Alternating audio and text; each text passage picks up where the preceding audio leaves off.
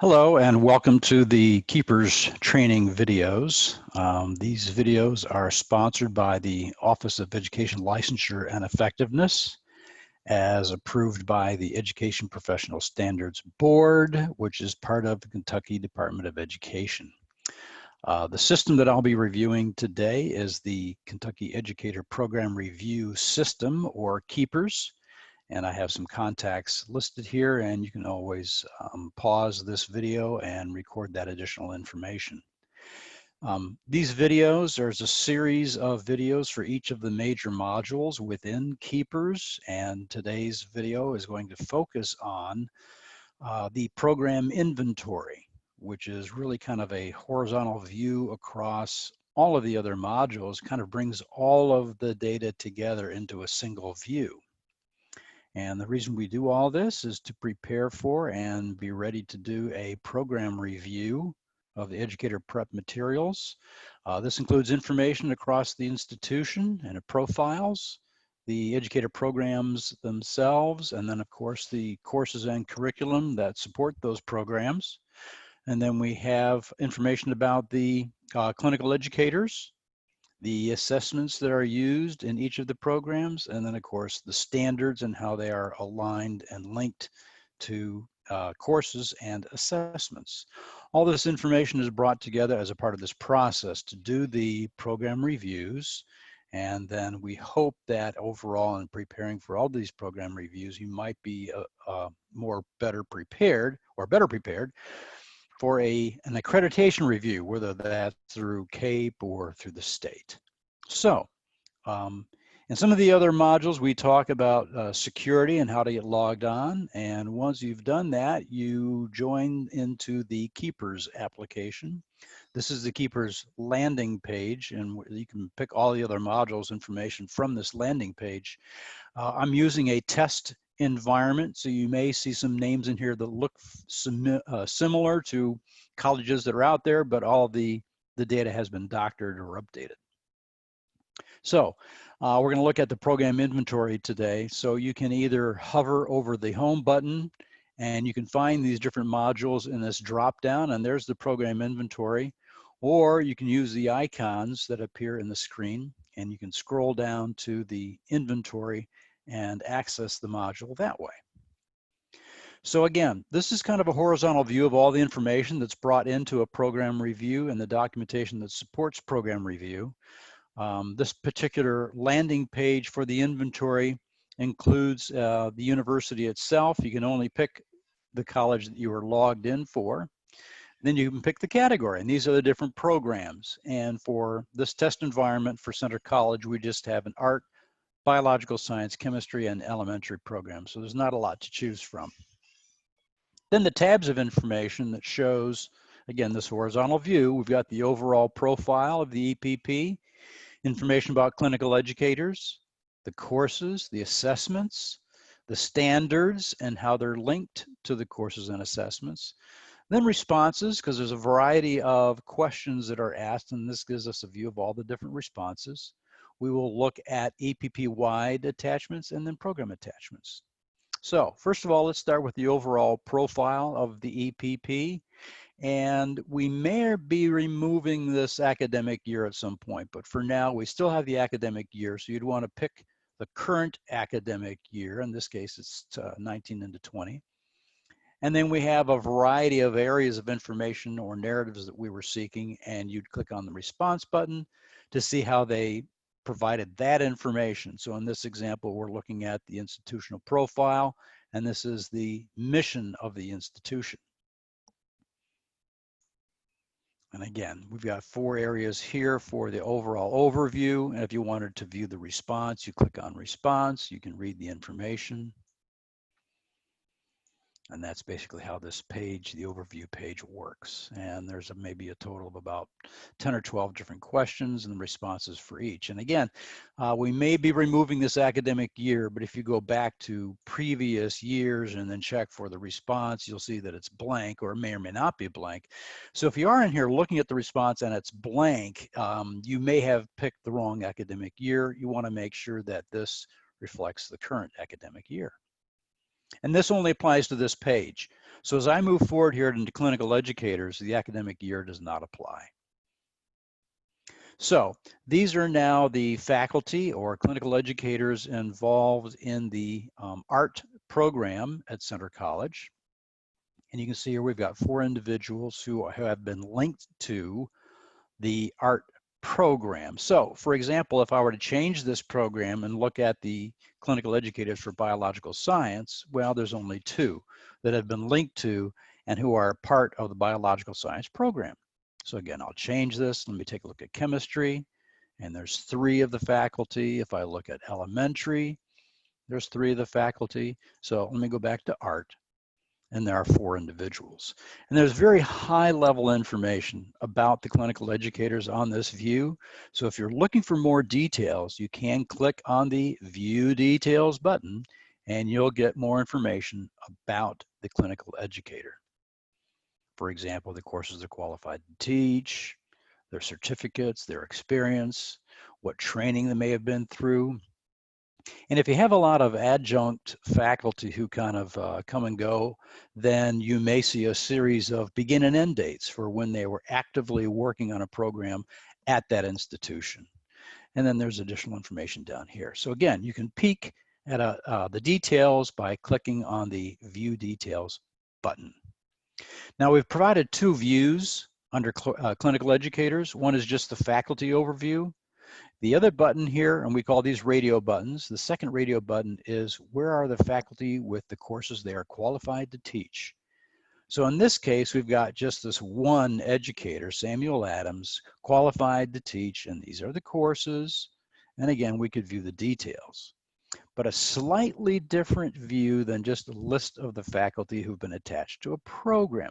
And the reason for this is depending on who is looking for this information, we may want to be looking specifically at the courses or the overall faculty. So if you've got somebody who's perhaps coordinating clinical practices, or if they're a chair of a department, if you have a larger institution, you may have a larger number of faculty who are involved, even though they aren't teaching courses.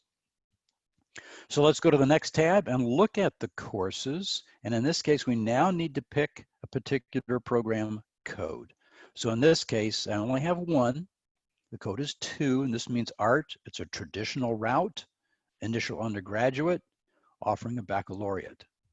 So I select that, and I now see all the courses that have been linked to the art program.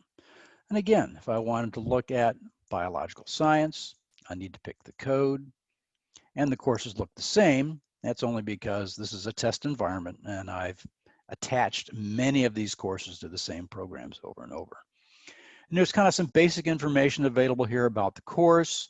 Typically, you should see the syllabi that are attached for each course, their hours, field days, and whether or not they have, and these are optional fields, both diversity and technology, whether or not they've addressed diversity and technology in that particular course. Many of our grid views allow for sorting or grouping of each of the columns, similar to what you might see in Excel. So if you click on the course, it will sort it up, it'll sort it down, or leave it the way it was. You can sort by the course title, and just about any of these columns you can sort. You can also group these. Don't know if there's good reason to do that here in the course list. Maybe we'll do that in one of the other views. And then typically we also provide the option to export the information to an Excel spreadsheet.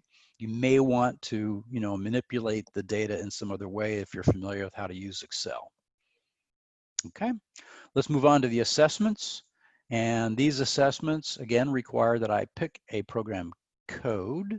So I've got biological science, and these are the assessments that are used in the biological science program. Let me switch this again and go back to art. And you'll see that a lot of these are very similar. These are maybe EPP-wide assessments that are used, so you'll see the same name over and over again.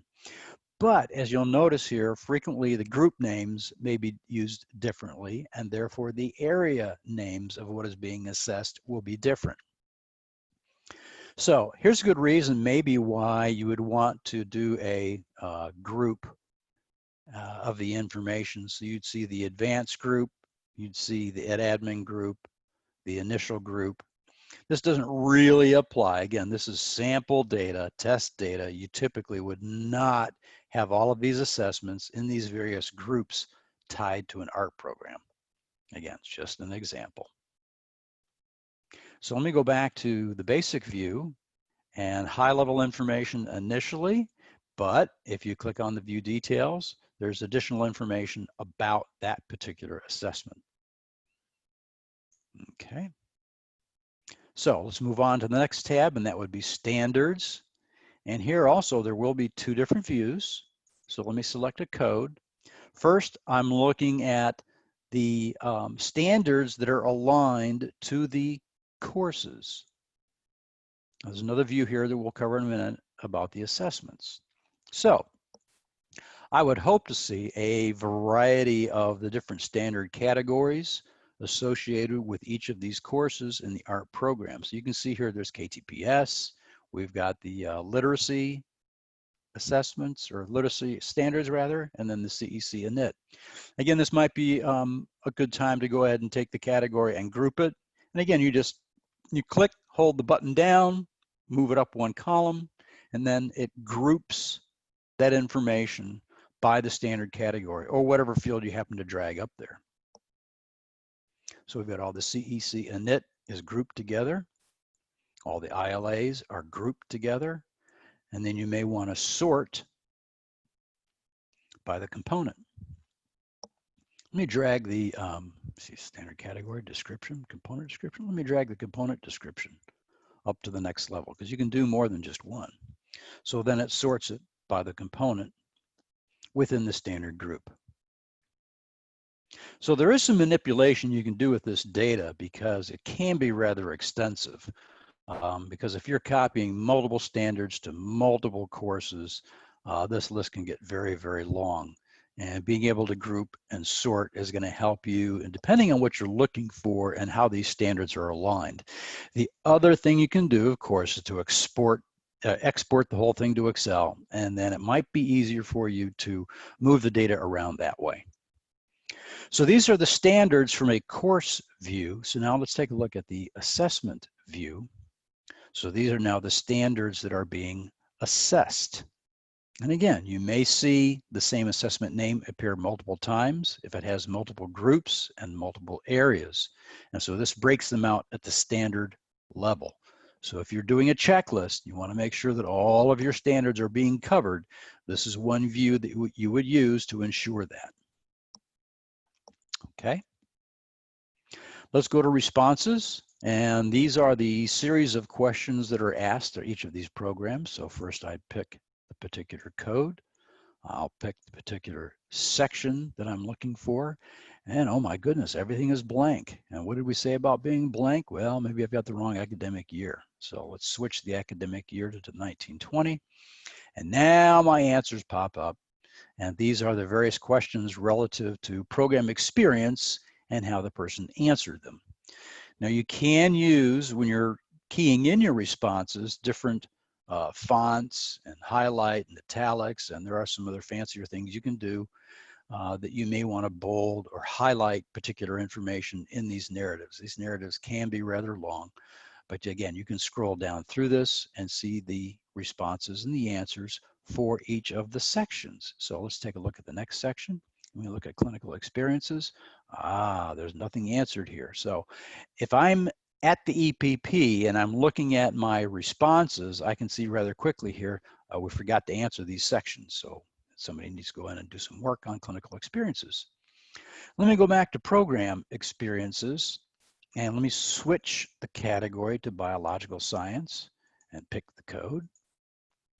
I'm going to go back and pick program experience and then change the year. And in this case, if I've got a series of initial programs that may have very similar or even the exact same responses, when you're keying in your responses, there is a way to copy those across programs. So you'll see here the same answers as what I keyed in for biological science, and they applied to art because they're initial programs, and basically the answers were the same.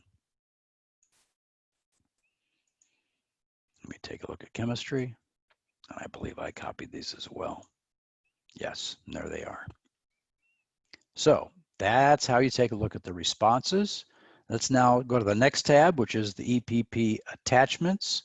And these are the attachments that are EPP wide. So the document type will tell you the different type of document that's been attached.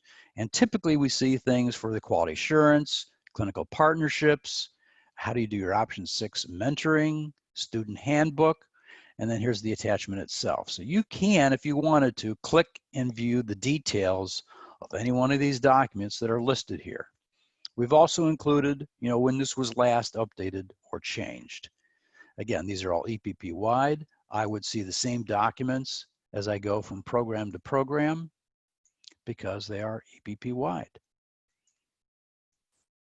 So if I have very specific documents that apply only to the program, so that's why we have the next tab, my program attachments. So I have to pick a code. And here we have specific information about the ART program. Maybe I've done some summary analysis. I've got agreements and letters. There's another summary and analysis. I may have 2 documents. You can attach as many as you like. And then we have evidence and analysis. And you may be actively working on a program review, in which case you'd be working on a PRU rejoinder. This is the program review update rejoinder, and that is the method of exchanging information back and forth between the EPP and the standards board regarding issues. And that's about it. I hope that you've seen that there's a nice variety of all the information, this horizontal view, as a part of the program inventory that covers all the different modules that you have available to you in KEPRS. Thanks again. I hope this video was informative, and we appreciate your time.